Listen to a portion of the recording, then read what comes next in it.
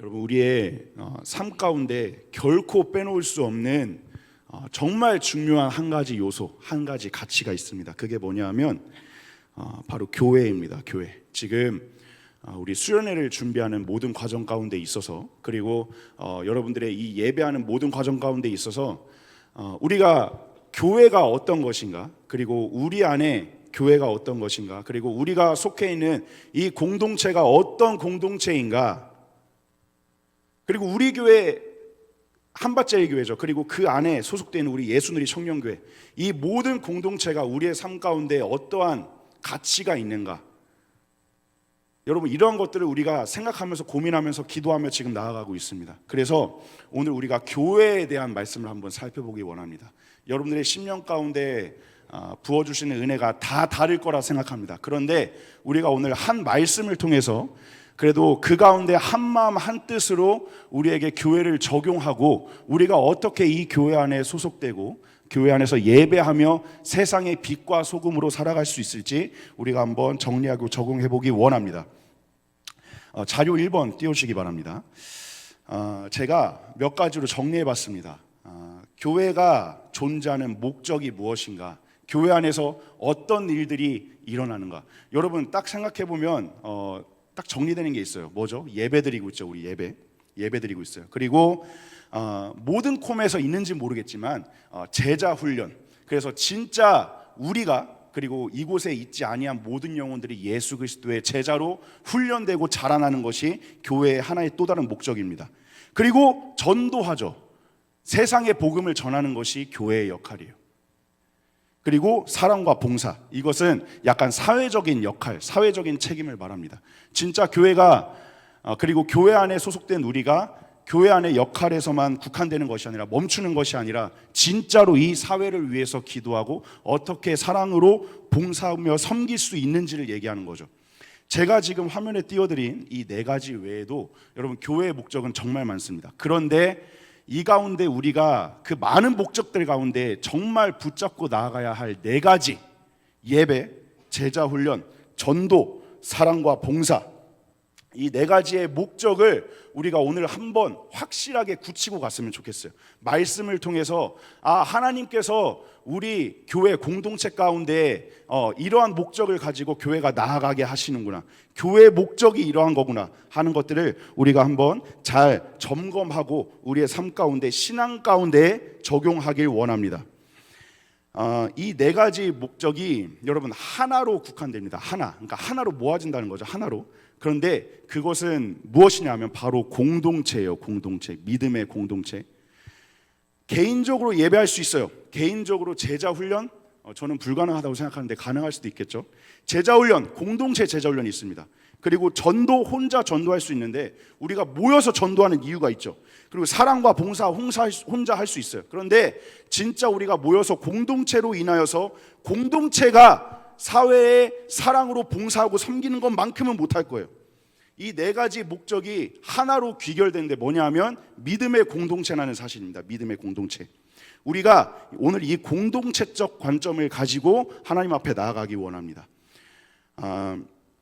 이 네 가지 목적이 진짜 바로 서기 위해서, 정말로 우리 교회 가운데 바로 서기 위해서 우리 안에 반드시 있어야 할 요소가 있는데, 그것은 바로 본질이에요. 본질. 자료 3번 띄워주시기 바랍니다. 교회의 이 네 가지 목적을 위한 해결책, 그리고 이 네 가지 목적이 바로 서기 위한 해결책이 있는데, 그것이 바로 기독교의 본질입니다. 기독교의 본질이 회복된다는 거죠. 기독교의 본질이 회복된다. 그런데 여러분, 이 기독교의 본질은 무엇이냐, 우리가 오늘 말씀을 통해서 살펴볼 건데 바로 다름 아닌 예수 그리스도의 복음입니다. 복음 없이 예배, 복음 없이 제자훈련, 복음 없이 전도, 복음 없이 봉사, 복음 없이 사랑, 내가 경험한 복음 없이 예배하고, 내가 경험한 복음이 없는데 제자훈련을 하고, 내가 경험한 복음이 없는데 전도하고, 내가 경험한 복음이 없는데 복음을 전하는 거죠. 말이 안 되는 거예요. 내가 경험한 복음이 없는데, 내가 경험한 사랑이 없는데 사랑으로 봉사한다. 여러분, 이것들이 모두 진짜 한 공동체 안에서, 한 교회 안에서 바로 세워지기 위해서는 우리 안에 기독교의 본질, 예수 그리스도의 복음이 회복되어야 한다는 겁니다. 우리가 오늘 이 귀한 시간을 통해서 먼저는 우리 마음 가운데 복음을 바로 세우기 원해요. 나에게 예수 그리스도의 복음이 무엇인가? 그것을 통해서 우리의 모임, 공동체가 믿음의 공동체, 교회가 바로 설 수 있다는 겁니다.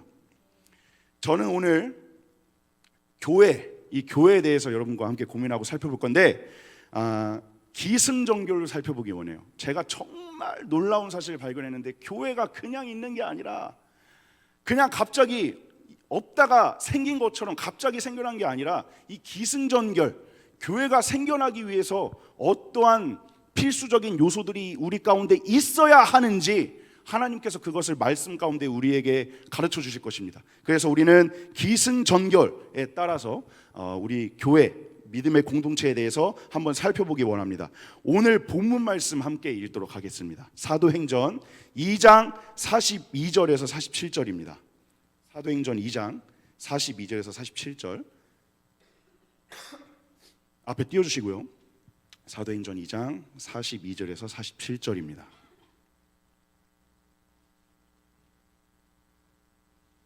우리 얼마 안 되니까 같이 읽겠습니다. 한 목소리로 같이 읽도록 하겠습니다. 42절에서 47절까지.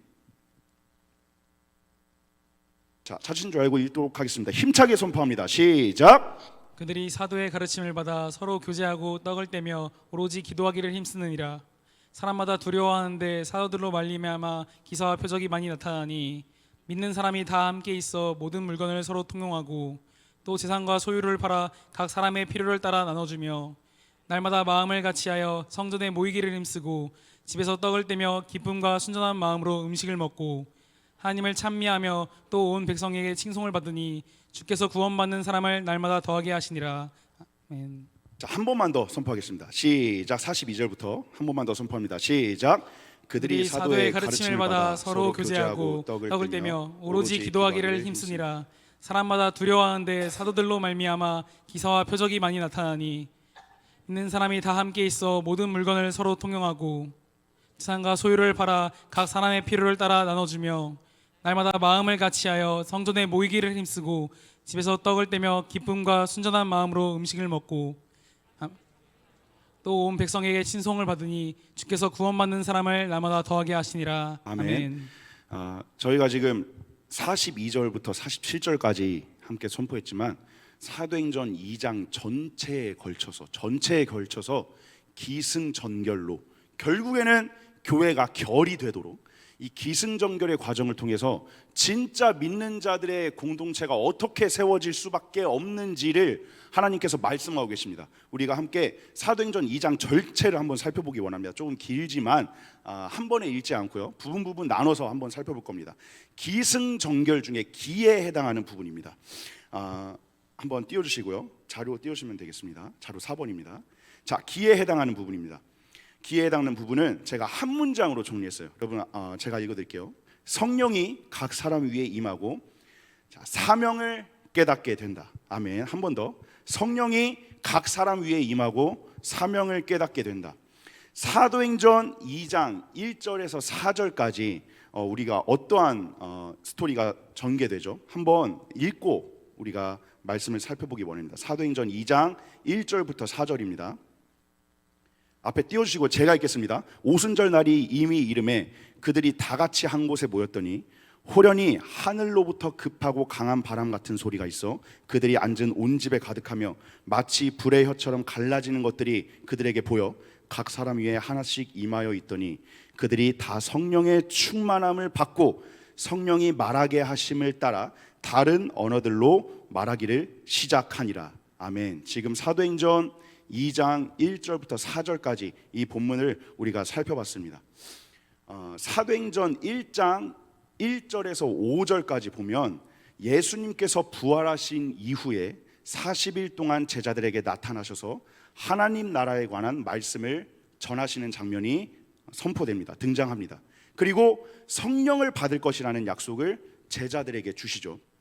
그 후에 예수님께서 승천하신 이후에 제자들은 예루살렘으로 돌아가고 약속하신 성령을 기다리기 위해 다락방에 모이게 됩니다. 우리 사도행전 1장 1절에서 5절 한번 선포하겠습니다. 사도행전 1장 1절에서 5절 제가 읽습니다. 데오빌로여, 내가 먼저 쓴 글에는 무릇 예수께서 행하시며 가르치시기를 시작하심부터 그가 택하신 사도들에게 성령으로 명하시고 승천하신 날까지의 일을 기록하였노라. 그가 고난받으신 후에 또한 그들에게 확실한 많은 증거로 친히 살아계심을 나타내사 40일 동안 그들에게 보이시며 하나님 나라의 일을 말씀하시니라. 사도와 함께 모이사 그들에게 분부하여 이르시되 예루살렘을 떠나지 말고 내게서 들은 바 아버지께서 약속하신 것을 기다리라. 요한은 물로 세례를 베풀었으나 너희는 몇 날이 못되어 성령으로 세례를 받으리라 하셨느니라. 아멘. 제가 방금 전에 읽어드린 이 스토리가 사도행전 1장 1절에서 5절 가운데 등장합니다. 자, 그래서 이 모든 과정을 거쳐서 40일 동안 예수님께서 부활하신 후 40일 동안 제자들에게 나타나시고 하나님 나라에 관해서 말씀하시고 성령을 주시겠다고 약속하시고 그 후에 예수님께서 승천하시고 제자들이 예루살렘으로 돌아가고 약속하신 성령을 기다리기 위해 다락방에 모였어요. 사도행전 1장 15절 한번 살펴봅니다. 사도행전 1장 15절 제가 읽습니다. 모인 무리의 수가 약 120명이나 되더라. 그때 베드로가 그 형제들 가운데 일어서서 이르되 아멘. 모인 무리의 수가 120명이나 되었대요. 이 다락방 예루살렘으로 돌아가고 약속하신 성령을 기다리기 위해 다락방에 모였던 인원들 제자들을 포함해서 약 120명이나 되는 인원들이 이 성령 오순절 성령의 임재를 경험하게 된다라는 거예요. 자, 우리가 아까 읽었던 사도행전 2장 1에서 4절의 본문이 바로 다름 아닌 우리 결에 해당하는 교회의 시작이 되는 성령 강림 사건을 다루고 있는 것입니다. 이 사건은 단순히 제자들에게 막 다른 언어로 말하게 되는 능력이 임한 게 아니라 내가 하지도 못하는 그 언어, 하게 되는 그 능력이 임한 그 단순한 사건을 얘기하는 게 아니라 언어의 능력이 생긴 게 아니라 하나님의 구속 계획이 새롭게 펼쳐지는 중요한 전환점이 된 사건이라는 겁니다. 성령의 강림은 예수 그리스도의 사역의 완성이라고도 할 수 있습니다.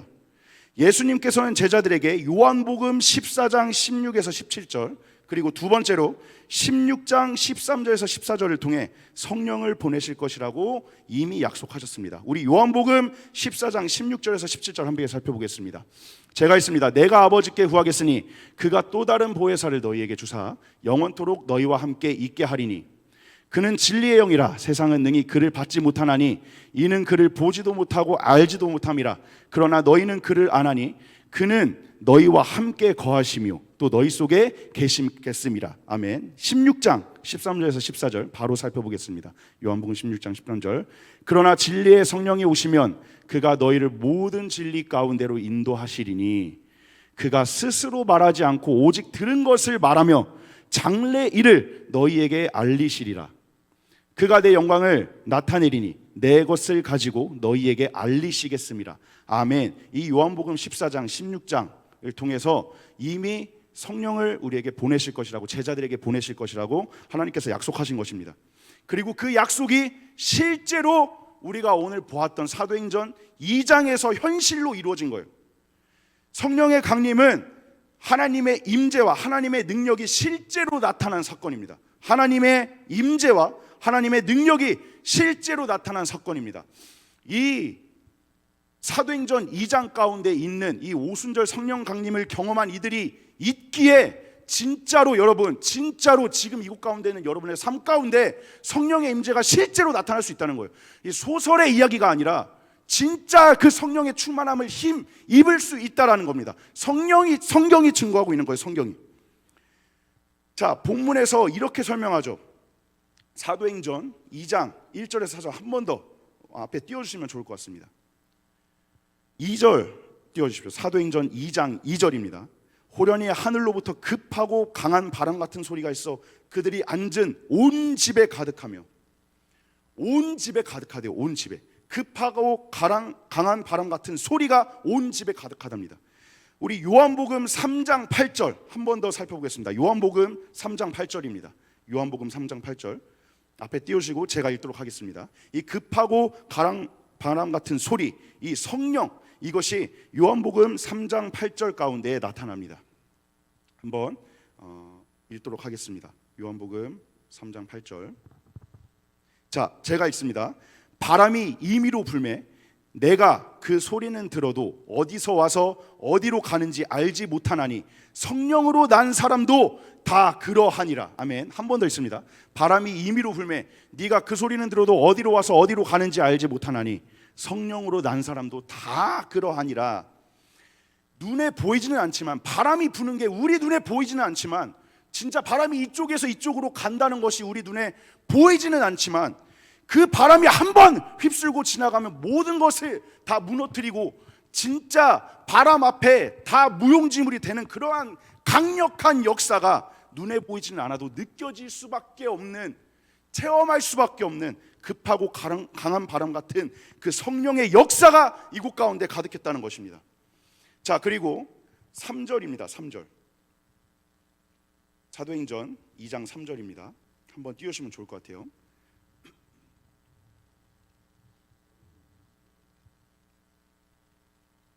자, 마치 불의 혀처럼 갈라지는 것들이 그들에게 보여 각 사람 위에 하나씩 임하여 있더니, 성령이 임하셨는데 불의 혀처럼 갈라지는 것들이 그들에게 보였대요. 각 사람 위에 하나씩 임하여 있대요. 자, 이 갈라지는 것은 각 사람 위에 개별적으로 성령 하나님께서 임재하셨다는 것을 의미합니다. 각 사람 위에 불이 갈라지는 것처럼 보였대요. 한 다락방에 그 성령의 임재가 있었지만 모든 사람 위에 120명 가량의 모든 사람 위에 그 불이 갈라져서 진짜로 임재했대요. 강하게 임재했대요. 우리가 이 불처럼 갈라지는 것, 이 강력한 불과 같은 성령의 역사, 이 앞에서 우리가 구약의 어떠한 말씀을 기억할 수 있어요. 모세가 떨기나무 앞에서 하나님의 불을 경험합니다. 물론 지금 이 사도행전의 불과 그때의 불은 약간은 뉘앙스는 달라요. 그런데 한 가지 공통점이 있습니다. 그 공통점을 우리가 살펴보기 원해요. 공통점. 이 기승전결의 기에서 이제 핵심이 드러납니다. 우리가 이 불, 성령의 임재를 경험하면 우리가 무엇을 발견하게 되는지, 찾게 되는지가 진짜 이거 기의 핵심이에요. 핵심. 자, 각 사람이 개별적으로 임재했는데 출애굽기 3장 불타는 떨기나무 앞에서 모세가 어떤 것을 경험했냐? 내가 이스라엘 백성들을 진짜로 인도해낼, 하나님의 인도하심에 따라 이스라엘 백성들을 내가 이끌어낼 그러한 사명을 가지고 있구나. 모세가 그 떨기나무의 불 앞에서 그 사명을 확신합니다. 그 사명을 받습니다. 그냥 하나님, 이 불, 그냥 눈에 보이는 불, 이게 그 불 앞에서 그냥 아무 감흥 없이 내가 뜨거워졌네, 내가 너무 성령으로 충만해졌네 하는 그 수준에서 그치는 게 아니라 진짜로 이 모세가 어떻게 살아가야 하는지, 어떻게 행해야 하는지 그 사명을 발견했다는 겁니다. 사명. 지금 우리에게도 성령 하나님께서 임재하시면 우리가 어떠한 임무를 수행해야 하는지, 어떻게 살아가야 하는지, 어떻게 행동해야 하는지, 어떻게 살아가야 하는지 그 사명을 하나님께서 우리 가운데 주신다는 것입니다. 우리가 먼저 성령 하나님의 충만한 임재를 받고 진짜로 우리가 어떻게 우리의 인생 가운데 살아가야 하는지 사명을 발견하게 되는 것이 이 기승전결의 기에 해당하는 부분이에요. 성령이 각 사람 위에 임하고 우리 가운데 임하고 우리가 사명을 깨닫게 되는 것. 여러분, 그 과정이 없이는 진짜로 이 사도행전 2장에서 말하는 이 교회가, 믿음의 공동체가 올바로 온전히 성장하고 온전히 세워질 수가 없다는 거예요. 반드시 여러분들의 삶 가운데 하나님께서 주신 사명, 그것을 여러분이 깨닫고 발견하고 누려야 합니다. 그리고 그 사명을 수행하기 위해서 순종하리라 살아가겠다 결단하는 겁니다. 그 과정이 반드시 있어야 한다는 겁니다. 이러한 성령의 임재를 경험한 사람들은 가만히 있을 수가 없어요. 오순절 120명, 여러분 그 자들은 절대로 자신만을 위하여서 가만히 살아갈 수 없었을 거예요. 반드시 하나님께서 복음을 전파하라, 어느 곳에 서 있든지 어디에 있든지 복음을 전파하라는 사명을 하나님께서 반드시 주신 줄 믿습니다. 성령은 단순히 과거에만 존재했던 분이 아닙니다. 지금도 이곳 가운데 있는 우리에게 임하시고 우리의 삶 속에서 하나님을 진짜로 누리고 경험하게 하신 줄 믿습니다. 두 번째, 승에 해당하는 부분입니다. 자료 5번입니다. 승. 자, 이제 이렇게 성령의 충만함을 입은 이들이 사명을 확인하고 어떻게 되냐? 복음이 확산되고 전파되기 시작합니다. 어떻게? 그들을 통해서 복음이 확산되고 전파되기 시작합니다. 사도행전 2장 5절에서 13절입니다. 사도행전 2장 5절에서 13절. 제가 읽겠습니다. 그때 경건한 유대인들이 천하 각국으로부터 와서 예루살렘에 머물러 있더니 이 소리가 나매 큰 무리가 모여 각각 자기의 방언으로 제자들이 말하는 것을 듣고 소동하여 다 놀라 신기하게 여겨 이르되, 보라, 이 말하는 사람들이 다 갈릴리 사람이 아니냐? 우리 각 사람이 난 곳 방언으로 듣게 되는 것이 어찌 됨이냐? 우리는 바데인과 메데인과 엘람인과 또 메소포다미아, 유대와 갑바도기아, 본도와 아시아, 부르기아와 밤빌리아, 애국과 및 구레네에 가까운 리비아 여러 지방에 사는 사람들과 로마로부터 온 나그네 곧 유대인과 유대교에 들어온 사람들과 그레데인과 아라비아인들이라. 우리가 다 우리의 각 언어로 하나님의 큰 일을 말함을 듣는도다 하고, 다 놀라며 당황하여 서로 이르되 이 어찌 된 일이냐 하며, 또 어떤 이들은 조롱하여 이르되 그들이 세수에 취하였다 하더라. 그들이 세술에 취하였다 하더라. 아멘. 성령이 여러분 이들 가운데 임하고 나서 그들은 각국 사람들의 언어로 하나님을 찬양하기 시작한 겁니다. 그들의 종족이 달라도 나라가 달라도 그들의 언어로 하나님을 찬양하기 시작합니다. 그런데 여러분, 이 사건은 단순히 제자들이 놀라운 능력을 받은 것을 넘어서 하나님께서 복음을 모든 민족에게 전하려는 하나님의 구속사의 뜻을 드러내는 중요한 사건입니다. 이 사람만을 위한 복음이 아니라, 저 사람만을 위한 복음이 아니라, 이 민족만을 위한 복음이 아니라, 저 민족만을 위한 복음이 아니라 모든 이들에게 해당되는 그 복음의 능력, 그것이 드러나는 중요한 사건이라는 거예요. 이때 중요한 점은 제자들이 다양한 언어로 복음을 전하게 되었다는 사실입니다. 성령의 임재가 그들에게 주어진 것은 복음을 전하는 사명을 완수하기 위해서입니다. 성령의 임재가 그들에게 주어진 것은 그들이 그들만을 위해서 살아가라고 하는 것이 아니라 사명을 완수하게 하도록 하기 위함. 여러분, 그러나 이 모습을 본 사람들은 처음에 놀라워하고 일부는 그들이 술에 취한 사람들이라고 비난하죠. 술에 취했다고 해요. 그들이 각자의 언어로 하나님을 찬양하자, 방언을 하자, 술에 취했다고 비난합니다. 복음 앞에 그들을 비난합니다. 이러한 반응은 복음이 세상에 전해지면 항상 따라오는 저항과 오해를 상징합니다. 예수 그리스도의 복음은 세상의 가치관과 충돌할 수밖에 없음을 이것이 증명하는 것입니다. 우리가 여러분의 각자의 삶의 터전에서 복음을 전할 때, 예수 그리스도의 제자로 살아갈 때, 복음의 전달자로 살아갈 때 저항과 오해가 올 수밖에 없다라는 거예요. 올 수밖에 없다. 세술에 취했다고 비난해요. 그들이 하나님께서 주신 그 마음, 기도를 통한 성령의 임재를 통한 그 방언을 말하고 하나님께서 주신 그 감동을 진짜로 표현할 때, 복음이 선포되어질 때 세상 사람들이 술에 취했다고 비난합니다. 우리가 복음을 전할 때에도 저항과 오해를 충분히 경험할 수 있습니다. 하지만 하나님께서는 우리에게 주신 성령의 능력은 그 모든 장애물을 넘어서서 복음이 확산될 수 있도록 인도하십니다. 우리는 이 복음을 부끄러워하지 않고 오히려 성령의 능력 안에서 담대히 복음을 전해야 할 사명이 있습니다. 우리의 공동체가 비난받을 수 있다는 거예요. 그들이 성령의 충만함을 힘입고 복음을 선포할 때 세상 사람들이 와 잘한다 박수 쳐주는 게 아니라, 여러분 물론 그 관점은 있겠죠. 우리가 세상에서 빛과 소금의 역할을 감당해내지 못할 때, 선행을 실천하지 못할 때, 그리스도인답게 살아가지 못할 때 받는 비난도 있어요. 근데 여기서의 비난은 그게 아니에요. 그거와는 다른 개념. 우리의 공동체가 복음을 전하는 그 일, 진짜 복음을 전하는 그 일로 인해서 비난받을 수 있다는 거예요. 우리 예수누리 청년교회가 복음을 전하는 일로 인해서 비난받을 수 있다는 겁니다. 오해와 저항을 살 수 있다는 거예요. 그러나 그 비난을 담대하게 복음의 진리를 전함으로 충분히 이겨낼 수 있다고 하나님께서 말씀하시는 겁니다. 우리에게 도전하시는 거예요. 저항과 오해가 있지만 그 가운데에 진짜로 더 담대하게 복음을 선포하고 전하는 것이 우리의 사명이다.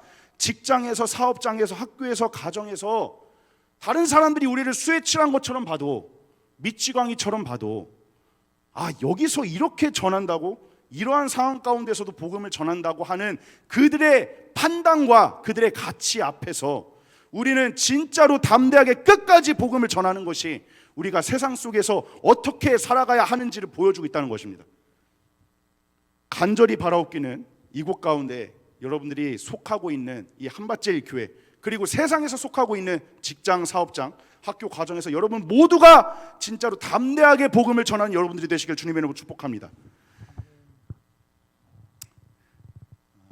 라오스 선교를 다녀왔는데요, 선교사님께서 계속 이런 말씀하시는 거예요.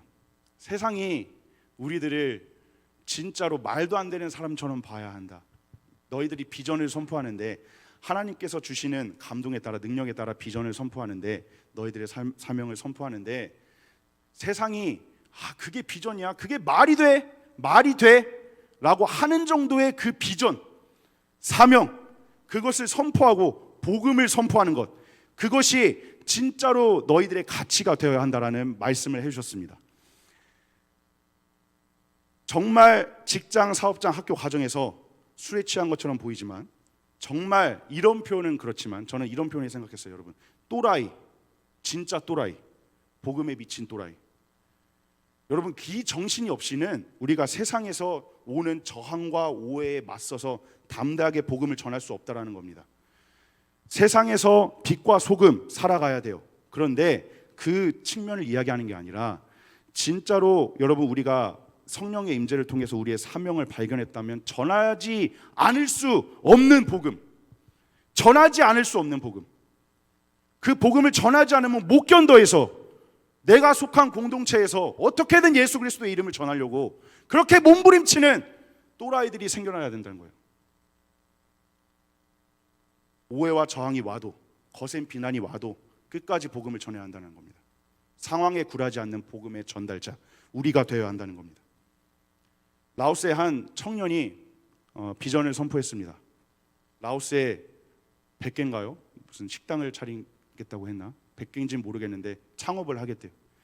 그 비전을 선포했을 때 다른 팀원들이 표정이 조금 거시기 했어요. 근데 저는 확실히 믿습니다. 그러니까 우리가 성령의 임재를 경험하고 성령의 충만함으로 선포하는, 그러니까 인간적인 의로 선포하는 게 아니라 성령께서 주시는 마음으로 선포하는 모든 것들이, 우리 선교팀이 세상 사람들은 아니지만 세상 사람들이 그게 비전이야, 그게 사명이야, 그게 예수님 믿는 사람이야 라고 그렇게 비난할 때 진짜 믿음으로 선포하고 복음을 전할 수 있는, 여러분, 우리의 삶을 통해서 하나님께서 진짜로 영광 받으시라 확신합니다. 정말 주님의 이름으로 축원하기는 복음이 확산되고 전파되기 시작하는 이 모든 복음의 역사에 여러분들이 한 사람 한 사람이 주인공이 되었으면 좋겠습니다. 세 번째, 전입니다. 전, 기승전결의 전입니다. 자료 6번 띄워주시고요. 저는 구원의 길을 밝히고 구원의 역사가 시작되었습니다. 구원의 길을 밝히고 구원의 역사가 시작되었습니다. 사도행전 2장 14절에서 41절입니다. 14절에서 41절 제가 있습니다. 기니까 읽지 않을게요. 다 아시죠? 네, 여러분 보시면 아실 거예요. 베드로가 이제 술 취한 사람들, 술 취했다고 비난하는 사람들이 막 너무 늘어나니까 그거에 대해서 이제 베드로가 설교해요. 술 취한 거 아니야. 술 취한 거 아니야. 성령의 충만함을 입고 담대하게 선포하고 대언하는 거야. 담대하게 선포하고 기도하는 거야. 하나님을 찬양하는 거야 라고 베드로가 설교합니다. 베드로는 군중들이 술에 취한 것이 아니라 성령의 역사임을 설명하며 예수 그리스도의 부활과 구속의 사역을 선포합니다. 그는 구약의 예언을 인용해서 예수 그리스도의 죽음과 부활이 하나님의 뜻에 의해 이루어진 것임을 설명하고, 그를 통해 모든 사람이 구원을 얻을 수 있음을 분명히 하는 것입니다. 모든 사람이 구원을 얻을 수 있음을 분명히 하는 것입니다. 우리 사도행전 2장 14절부터 41절인데요 21절만 함께 읽겠습니다. 사도행전 2장 21절입니다. 제가 있습니다. 누구든지 주의 이름을 부르는 자는 구원을 받으리라 하였느니라. 누구든지 주의 이름을 부르는 자는 구원을 받으리라 하였느니라. 아멘. 베드로의 이 설교는 여러분 다른 게 아니라 복음의 본질을 다시 한번 확립하는 중요한 순간이었어요. 복음의 본질, 진짜 복음이 무엇인가? 우리가 붙잡아야 할 진짜 복음이 무엇인가? 구원이 어디로부터 비롯되는가? 구원의 역사가 어디로부터 시작되는가? 그 복음의 본질을 다시 한번 확립하는 중요한 순간이었다는 겁니다. 베드로가 설교했던 것이 어떠한 인간의 가치를 설교한 게 아니었어요. 다른 거 밝힌 것이 아니라, 술에 취하였다 비난하는 사람들에게 다른 거 밝힌 게 아니라, 인간적인 말로 위로한 게 아니라, 인간의 가치로 해명한 게 아니라 더욱 그 자리 가운데 담대하게 복음의 본질을 선포한 줄 믿습니다. 얼마 전에 주바라기 캠프, 오랜만에 한 지체가 부탁해서 찬양 인도하는 지체가 거기서 섬기고 있어요. 그래서 주바라기 성교 캠프 드럼을 섬기고 왔어요. 오랜만에 갔습니다. 오랜만에 사람이 없다고 해서 순종하는 마음으로 갔습니다. 친구에게 순종한 거지만, 여러분, 그런데 그 사역을 마치고 옥천에서 이제 개척교회끼리, 개척교회는 여러분 이렇게 우리처럼 수련회가 안 돼요, 절대로. 그래서 수련회를 하지 못해서 개척교회들끼리 연합해서 수련회를 하자 해서 옥천에서 연합 캠프가 열렸어요. 소규모 100명도 안 되는 캠프가 열렸는데, 거기에서 이제 또 드럼 연주자가 없다고 해서 제가 갔습니다. 가서 섬기고 왔는데 정말 그런 얘기를 여러분 너무 오랜만에 듣는 거예요. 오랜만에 만난 제 예전에 이제 선교단체에서 동역하던 친구가 거기에서 이제 총괄로 있었는데 저한테 그러는 거예요. 형, 나는 형이 드럼 치는 게 너무 좋아. 나는 그냥 드러머로 있는 형이 너무 좋아. 형의 드럼 소리를 들으니까 너무나 좋은 것 같아. 다른 누가 드럼 치는 것보다 그냥 형의 드럼 소리가 너무 좋은 것 같아 라고 저에게 막 갑자기 오랜만에 만났는데 막 칭찬을 하는 거예요. 예전에 사역을 할 때 많이 들었던 이야기인데 그런 얘기를 너무 오랜만에 들었어요. 사역의 자리에 오랜만에 나갔으니까. 그런데 여러분, 제가 이게 행복이구나, 이게 사역의 자리에서 나의 마음 가운데 오는 행복이구나라고 생각하고 그 캠프 첫째 날 설교를 듣기 시작하는데, 그곳에 오셨던 설교하시는 강사 목사님께서 저에게, 그리고 그곳 가운데 있는 모든 이들에게 이러시는 거예요. 여러분, 복음의 능력으로 살아가고 있습니까? 진짜 복음이 여러분들의 삶 가운데 살아 있습니까? 이렇게 말씀하시는 거예요. 제가 그때 머리가 하얘졌어요. 멍해졌어요. 하나님, 사역 열심히 하고 진짜 하나님께서 주시는 기쁨이라고 여기고 행복이라고 여기고, 하나님 여러 가지 열매들도 맛보게 하셨는데, 하나님, 저에게 복음이요, 혹시라도 제가 그걸 잊고 살았었나요? 제가 이 엄청난 평안 가운데, 기쁨과 행복 가운데, 앞이 훤히 보이는 상황 가운데, 하나님, 진짜 제가 처음에 눈물로 회개하고 고백했던 예수 그리스도의 십자가, 다시 사신 부활하신 예수 그리스도가 하루도 빠짐없이 나의 삶 가운데 선포되고 있습니까? 제 머리가 하얘지는 거예요. 갑자기 막 하얘졌어요. 그러면서 저에게 이러한 마음을 주셨어요. 어떤 사람이든 복음이 절실하게 필요하다. 어떤 사역의 현장 가운데 있는 사람이든, 불신자든 믿는 사람이든, 교회 사역자든, 청년들이든, 마을장이든, 목자든, 복음이 절실하게 필요하다. 복음이 없이 사역하고 복음이 없이 살아간다는 것 자체가 말이 안 된다. 모든 이들에게는 이 복음이 절대적으로 필요하다는 것을 깨닫게 하셨습니다. 이런 경우도 있어요. 청년부 지체들을 상담하는데 하나님을 만났는지 모르겠대요. 내가 하나님을 어떻게 만났죠? 내가 진짜 하나님의 자녀인가요? 교회 오래 다녔어요, 여러분. 오래 다녔어요. 부모님 굉장히 열심히 하세요. 열심히 교회를 위해서 봉사하고 섬기세요. 하나님 만났는지 몰랐대요. 구원의 확신 없대요. 수련회 참가하고 예배 참가하고 다 합니다. 그런데 하나님 만났는지 모르겠대요. 그 마음 가운데 진짜 경험한 복음의 확실성이 없는 겁니다. 복음이 없는 거예요. 여러분, 한번 점검해 봤으면 좋겠어요. 진짜로 점검해 봤으면 좋겠어요. 여러분들이, 그리고 제가 하루하루 그 복음의 필요성을 절실히 느끼고, 한 번 구원받았다고 끝이 아니죠, 여러분. 그 복음이 우리를 영원히 살게 하는 것인데, 복음의 필요성을 진짜로 절실히 느끼고 그 복음을 누리며 그 복음으로 인한 기쁨 가운데 살아가고 있습니까? 우리가 한번 고민해 봤으면 좋겠어요. 복음으로 인해서 심장이 떨리고 어떠한 상황 가운데서도 그 예수 그리스도의 십자가만 생각하면 가슴이 뜨거워지는 여러분의 삶입니까? 우리가 이 질문 앞에 한번 말씀을 적어 한번 나아가기 원합니다. 베드로가 이렇게 선포했을 거예요. 예수님은 하나님께서 보내신 메시아였습니다. 하지만 우리는 예수님을 십자가에 못 박았고 그분은 죽임을 당하셨습니다. 그러나 예수님은 죽음을 이기고 부활하셔서 우리의 그리스도 구원자가 되셨습니다. 이 부활의 예수님께서 승천하시고 약속하신 성령을 보내셨습니다.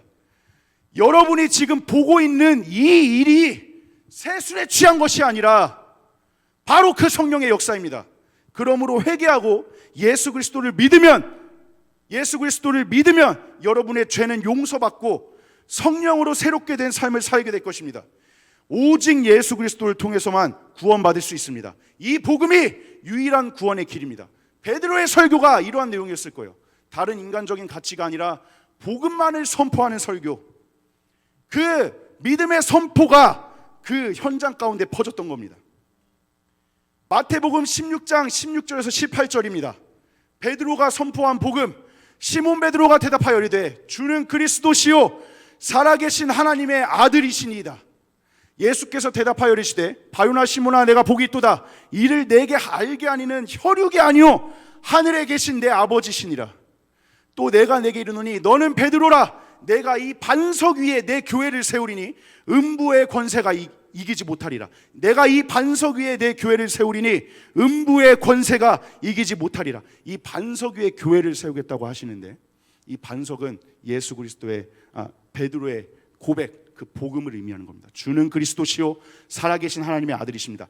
이렇게 복음을 진짜로 체험하고 선포하는 구원받은 사람들의 공동체가 반석 위에 세워진 교회라는 겁니다. 여러분, 우리 예수님 청년교회가 진짜 반석 위에 세워진 교회인 줄 믿습니다. 주를 그리스도라고 고백하고 살아계신 하나님의 아들이라고 믿음으로 선포하는, 그냥 입만 뻥긋뻥긋 하는 게 아니라 진짜 체험하고 선포하는, 여러분, 그런 우리들의 공동체, 반석 위에 세워진 교회, 그 교회가 우리의 교회가 되어야 할 줄 믿습니다. 구원의 길이 밝히고 구원의 역사가 시작된 겁니다. 베드로의 설교를 통해서, 그 복음의 선포를 통해서 구원의 역사가 시작된 겁니다. 마지막 결입니다. 자료 8번 띄우시고요. 교회의 탄생과 성장입니다. 자, 이것은 곧 아까 제가 서두에 말씀드렸던 예배, 제자 훈련, 사랑과 헌신, 이 모든 것들이 교회 안에 있어야 되는데, 이 모든 것들이 공동체라는 한 요소로 묶이는 겁니다. 공동체. 우리를 공동체로 부르신 이유가 있어요. 절대 개인적으로 부르시지 않고 공동체로 부르신 이유가 있다는 거예요. 사도행전 2장 37절에서 47절입니다. 2장 37절에서 47절. 그들이 이 말을 듣고 마음에 찔려 베드로와 다른 사도들에게 물어 이르되 형제들아 우리가 어찌할꼬? 베드로가 이르되 너희가 회개하여 각각 예수 그리스도의 이름으로 세례를 받고 죄 사함을 받으라. 그리하면 성령의 선물을 받으리라. 베드로의 설교입니다. 아직까지 이 약속은 너희와 너희 자녀와 모든 먼데 사람 곧 주 우리 하나님이 얼마든지 부르시는 자들에게 하신 것이라 하고, 또 여러 말로 확증하며 권면하여 이르되 너희가 이 패역한 세대에서 구원을 받으라 하니, 그 말을 받은 사람들은 세례를 받으며 이날의 신도의 수가 3,000이나 더하다. 3,000명이나 더했대요. 구원받는 사람의 수가 3,000이나 더해졌대요.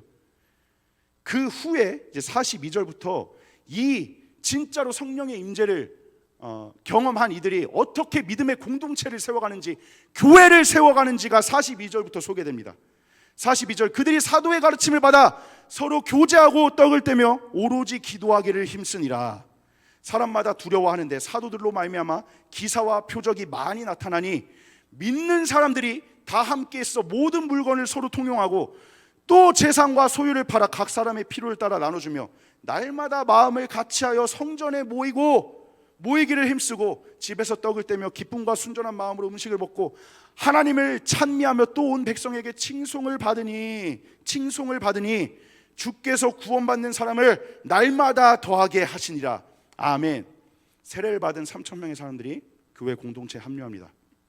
그러면서 초대교회는 성령의 역사 속에서 막 성장하기 시작하는 거예요. 막 성장합니다. 그들은 기도와 말씀, 떡을 떼는 일을 통해 하나님과의 교제를 깊이하며 서로 사랑하고 나누는 삶을 살았던 것입니다. 이 공동체의 특징은 바로 하나님의 뜻에 따라서 살아가는 일이었으며, 그로 인해 교회는 계속해서 성장하고 하나님의 은혜가 넘쳐났던 것입니다. 그냥 여러분, 이 교회 공동체를 이뤘던 사람들이 자기들끼리 교회 안에서 예배하고 끝나는 게 아니라 그 예배가 진짜 영향력, 선한 영향력으로 드러나서 믿는 사람들이, 구원받는 사람들이 더하여졌다는 거예요. 그들의 교제가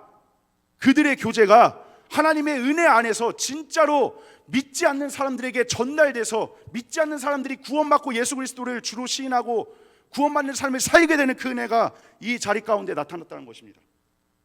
하나님의 뜻에 따라 살아감으로, 그리고 그것에 의해서 교회는 계속해서 끊임없이 성장하고 하나님의 방법대로, 하나님의 방향대로 성장하고 하나님의 은혜가 그곳 가운데 넘쳐났다는 겁니다. 자료 9번 띄워주십시오. 자료 9번입니다.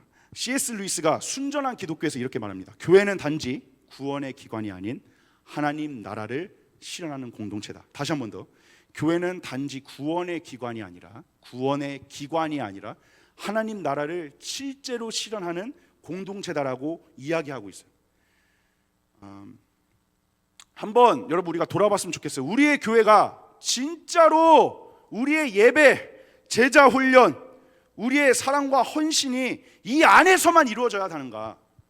아니면 진짜로 세상에 그 열매가 빛과 소금으로 드러나야 하는가? 그게 진짜 교회의 열매인가? 그게 진짜 교회의 능력인가? 여러분, 우리가 이걸 한번 경험해봤으면 좋겠어. 생각해봤으면 좋겠어요. 고민하고 생각하고 질문하고 기도해봤으면 좋겠어요. 끊임없이 고민하는 거죠. 과연 내가 드리는 이 예배가 나만을 위한 예배인가? 내가 이 교회 안에서, 너무 안전한 교회 안에서 끊임없이 교제하고 사랑하며 서로를 향해서 헌신하는 것이 세상에서 열매로 드러날 것인가? 여러분, 그것의 출발은 아까 사도행전 2장의 전반부에서 살펴봤던 성령의 충만함을 입은 이들로부터 시작된 겁니다. 이 기승전결의 결에 나타나는 이 교회 공동체의 모습이 절대로 여러분 인간적인 마음을 가지고 그냥 모이자 해서 모인 이들을 통해서 일어난 게 아니라 진짜 성령의 뜨거운 임재를 사모하고 그것을 경험하고 체험한 이들이 진짜로 예배하고 교제하고 그렇게 사랑의 헌신을 베푸는 그 과정 가운데 그 결과로 선한 열매로 드러나게 된 것입니다. 구원받는 사람을 날마다 더하게 하셨대요. 구원받는 사람을 날마다.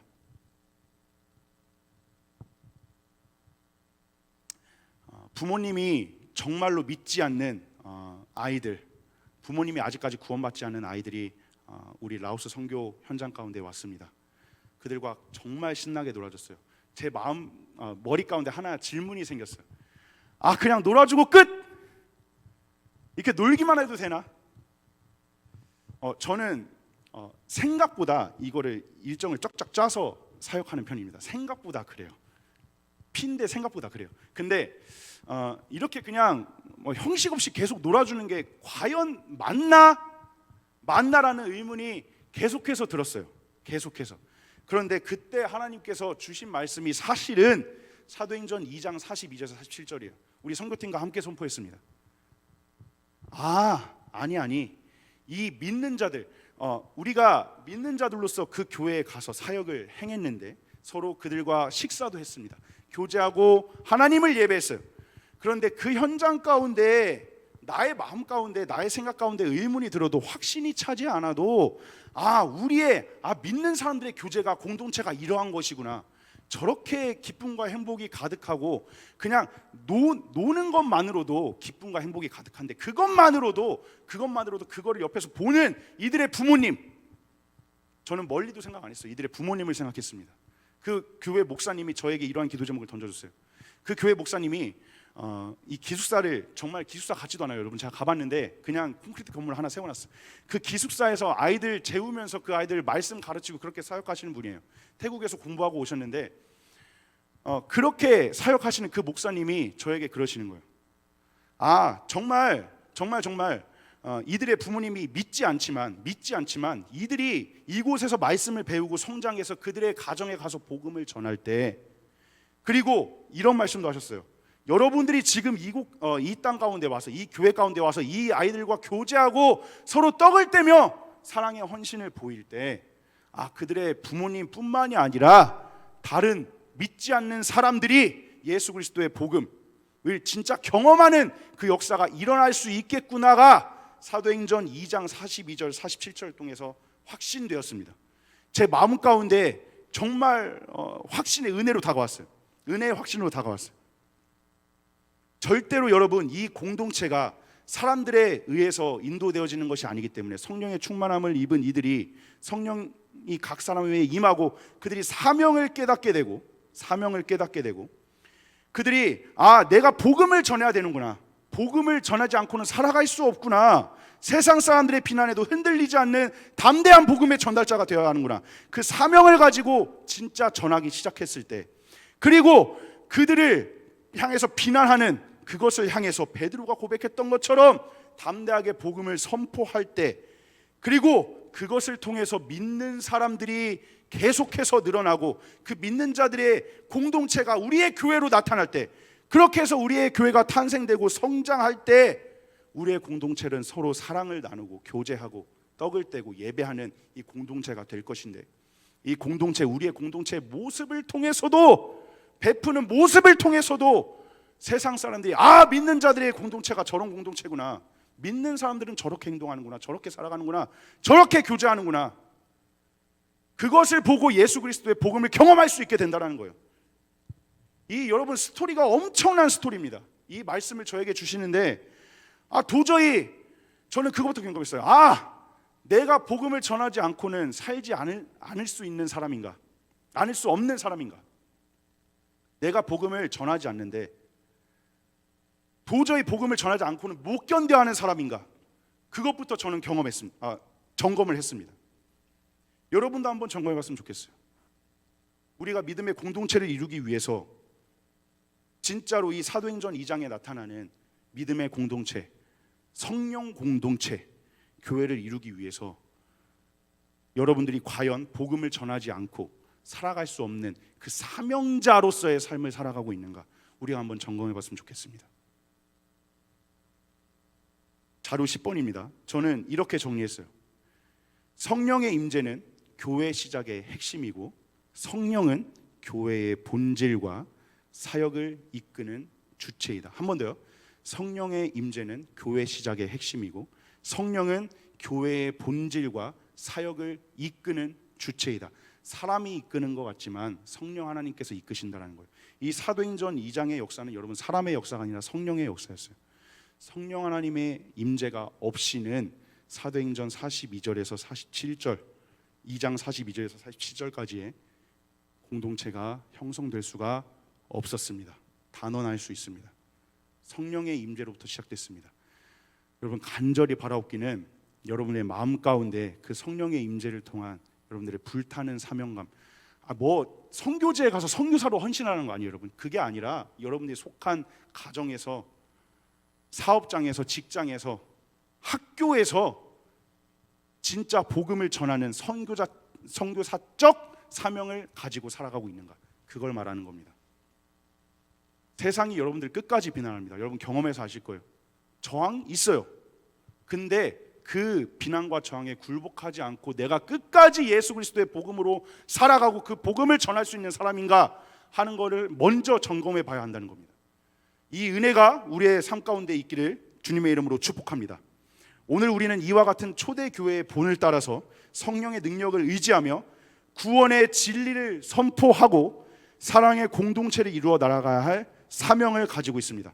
하나님께서 우리에게 주신 성령의 능력을 따라 살아가며 세상에 하나님의 나라를 확장해 나가는 우리의 삶이 되기를 기도합니다. 반주 준비해 주시고요. 우리가 여러분 정말 간절하게 기도하기 원해요. 이 말씀 앞에 지금 제가 이 자리 가운데 서서 제가 제 입으로 전했지만, 여러분 하나님의 말씀은 살아있고 활력이 있다고 했어요. 우리의 삶을, 우리의 마인드를 완전히 뒤바꿔 버리는 그 능력이 하나님의 말씀에 있다라는 겁니다. 사도행전 2장의 말씀을 붙잡았으면 좋겠어요. 여러분, 제 말이 아니라, 제 부족한 말이 아니라 사도행전 2장의 역사가 우리 교회 가운데 살아나기 원합니다. 예수 누리 청년 공동체가 진짜로 불타는 교회, 성령에 불타는 교회, 성령에 불타는 교회가 되기 위해서.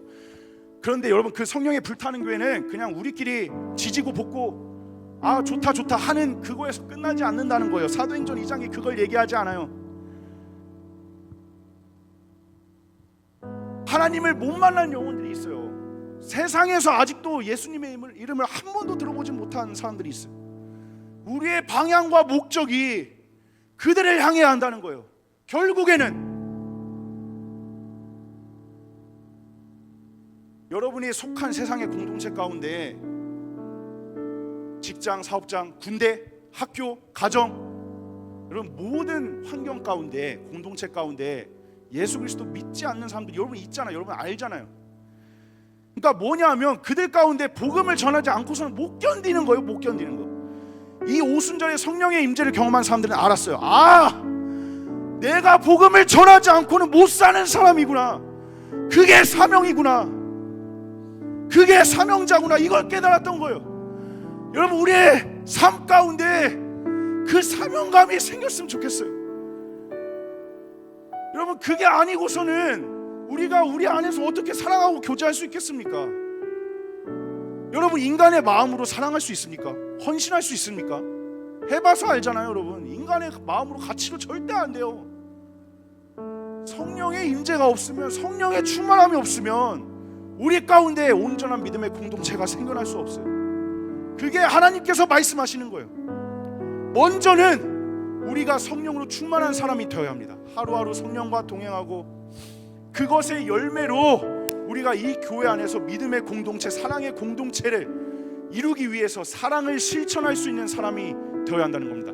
생각보다, 여러분, 생각보다 이타적인 거예요. 생각보다 자기 중심적이 아닌 거예요. 아, 나 오늘 예배 가서 은혜 받아야지. 좋아요, 여러분, 은혜 받는 거 필요하죠. 근데 그거의 결국은 그거에서 끝나는 게 아니라 내가 속한 공동체에서 예수 그리스도를 믿지 않는 사람들, 그 사람들에게 어떠한 방식으로든 복음을 전하지 않고는 못 견디는 그 사명감에 불타오르는, 그래서 그걸 전할 수밖에 없는 여러분의 삶이 되어야 한다는 겁니다. 그리고 저의 삶이 되어야 한다는 겁니다. 우리가 이 말씀 붙잡고 기도했으면 좋겠어요.